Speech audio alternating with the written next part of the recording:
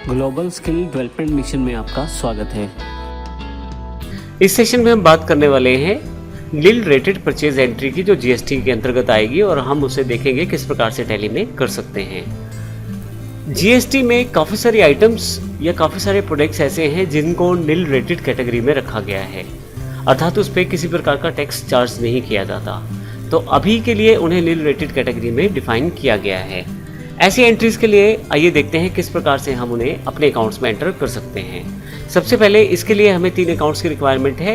हमने परचेज का एक एंट्री क्रिएट करना है जिसमें नील रेटेड प्रोडक्ट को हम डिफाइन करेंगे। इसके लिए लेज़र हमें चाहिए, एक अलग से लेज़र क्रिएट कर लिया है परचेज नील रेटेड प्रोडक्ट्स के नाम से।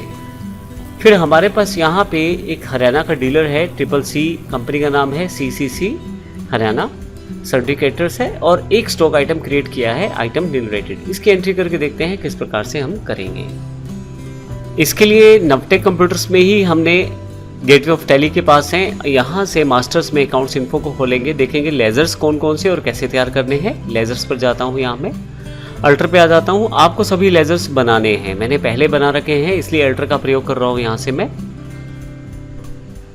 यहाँ मैंने एक अकाउंट क्रिएट किया है परचेज नील रेटेड, एंटर करता हूँ इसको मैं।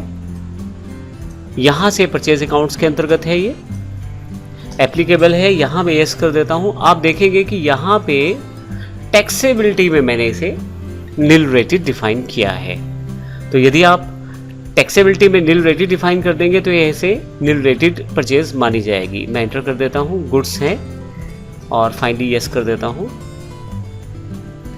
एक हमने यहाँ पे CCC हरियाणा के नाम से हमारे पास ये है कैरेक्टर है, इसका अकाउंट क्रिएट किया है। सिंपल कैरेक्टर्स की तरह हमने इसका अकाउंट क्रिएट कर दिया है। इंडिया का है, हरियाणा का है, और हमने इसका जो GST डिटेल है, यहाँ से मैं इसे यस करूँगा। यहाँ से मैं जो GST डिटेल है वह सेव कर दिया है हरियाणा के नंबर के साथ, यस कर देता हूँ।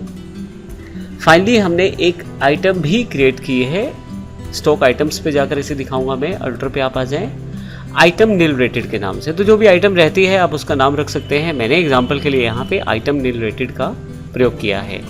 प्राइमरी कैटेगरी के अंतर्गत गुड्स सप्लाई है, यह गुड्स कहलाएगी, और बेसिक इन्फॉर्मेशन को सेट करते हुए यहाँ पे मैं सेव कर देता हूँ। अब देखें यहाँ पे मैंने अगर अल्टर डिटेल पे आपको दिखाऊँ तो यहाँ पे टैक्सेबिलिटी में नील रेटेड डिफाइन कर दिया है।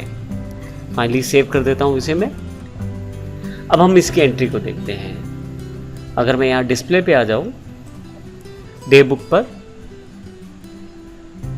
और यहाँ से मैं Alt F2 के साथ पीरियड डिफाइन कर लेता हूँ। 1/4 से लेकर 31/7 तक का पीरियड डिफाइन कर लेता हूँ यहाँ पे मैं।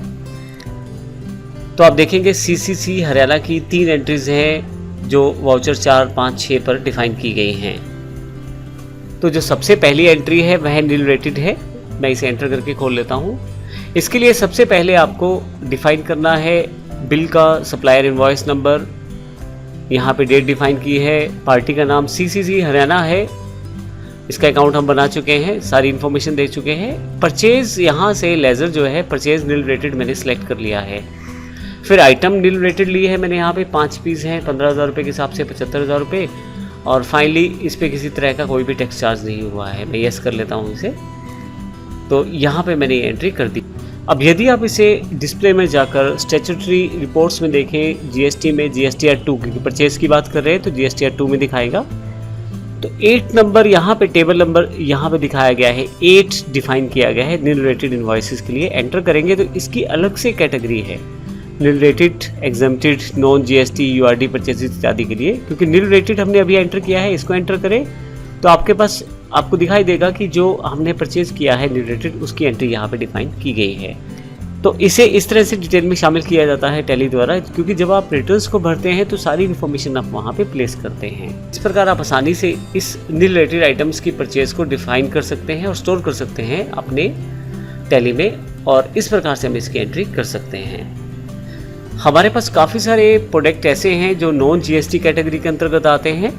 अगले सेशन में बात करेंगे अगर कोई आइटम नॉन GST है, अर्थात उस पर GST एप्लीकेबल नहीं है। जैसे एग्जांपल के लिए पेट्रोल का एग्जांपल ले लेते हैं, जो इस रिकॉर्डिंग के टाइम तक तो नॉन GST आइटम ही है, और अभी हम उसकी एंट्री करके देखेंगे किस प्रकार से नॉन जीएसटी एंट्रीज को हम कर सकते हैं। यह सब हम अगले सेशन में करने वाले हैं। धन्यवाद।